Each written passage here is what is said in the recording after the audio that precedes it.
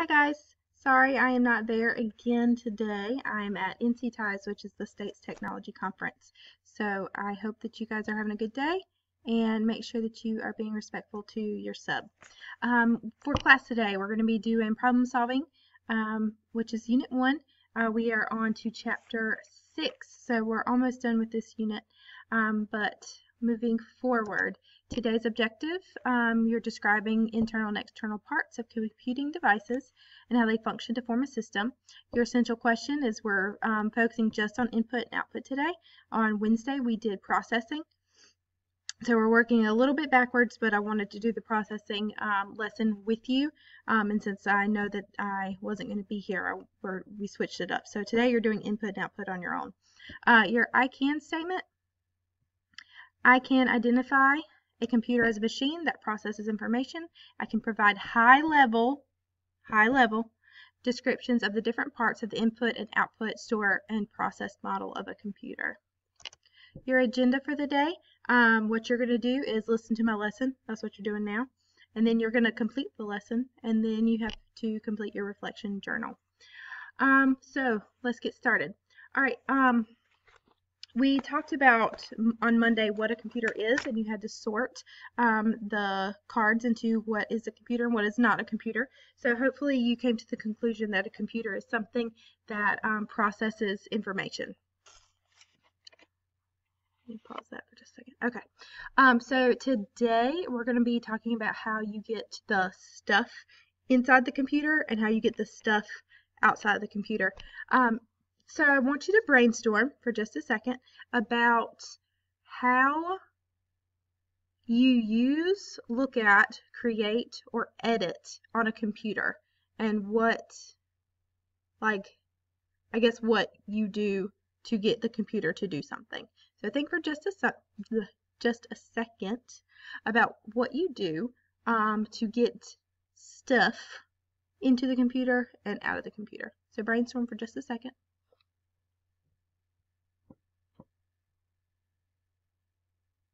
Okay, so some things that hopefully you thought about were photos, documents, videos, music, apps, games, spreadsheets, websites, etc.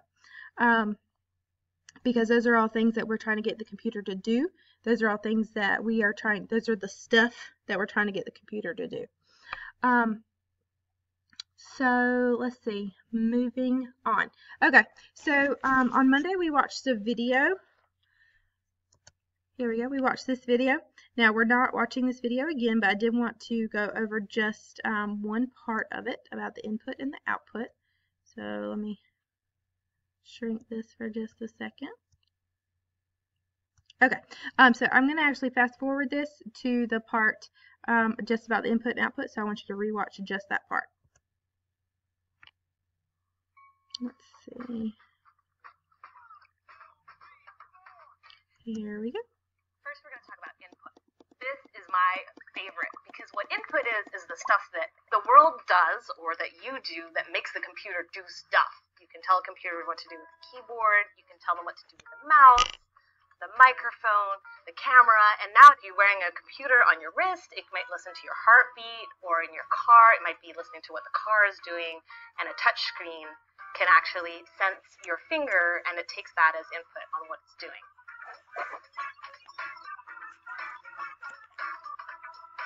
All these different inputs give a computer information, which is then stored in memory. And we actually want to A computer's fast processor, forward through that, and we want to get how a output. computer outputs information depends on what the computer is designed to do. A computer display can show text, photos, videos, or interactive games, even virtual reality.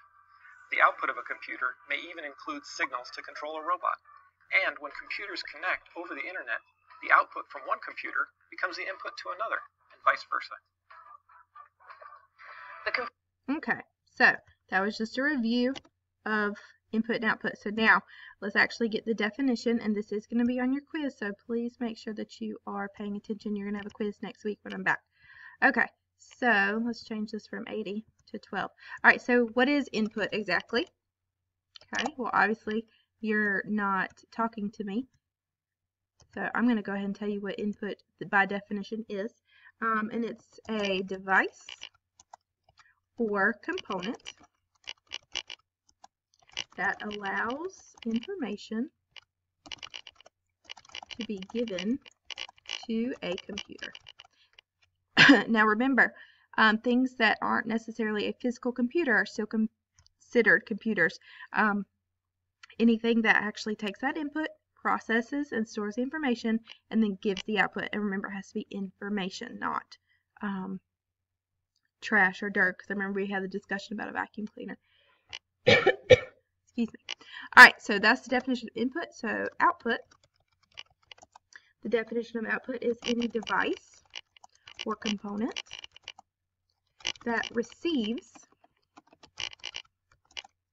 information from a computer. I spelled receives wrong. Okay.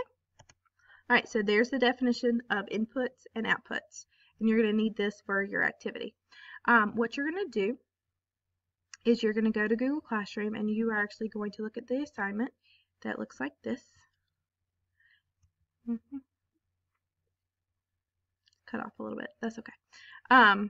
It says inputs and outputs. So it's got your vocabulary here, and it says for each category of computer, brainstorm and list. Let me change that to and list at least 5 inputs and at least 5 outputs for that computer. Okay. Now don't try and be cute and funny and say, oh, well, this is the only computer and this is all I'm going to list. Now, remember, we talked about the definition of a computer, so all of these things are computers. So you have 6 total things. That's not a lot. And I want you to come up with at least 5 inputs and 5 outputs for each thing. So, for example, I'm actually not going to do the desktop because I think that one might be the easiest. So I figured I would help you with maybe one of the harder ones. So I'm going to come down to the smartphone. Okay, so an example of an input might be the touch screen, because remember that was in the video where she said it's actually reading your touch as an input. So when I'm on my phone and I swipe it, that's the input, and so it's moving the app pages. Okay, so my touch is an input. And then an output is, remember, anything that outputs that information. Any device or component that receives information from a computer.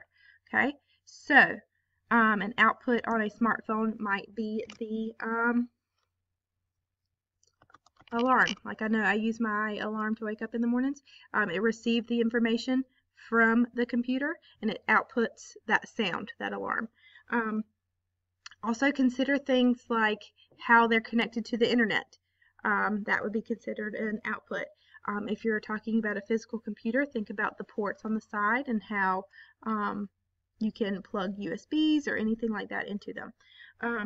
So this is going to take some thinking. That's okay. You will survive. I promise. Because I want at least 5. If you put more than 5, great. But I want at least 5 for each category. Okay.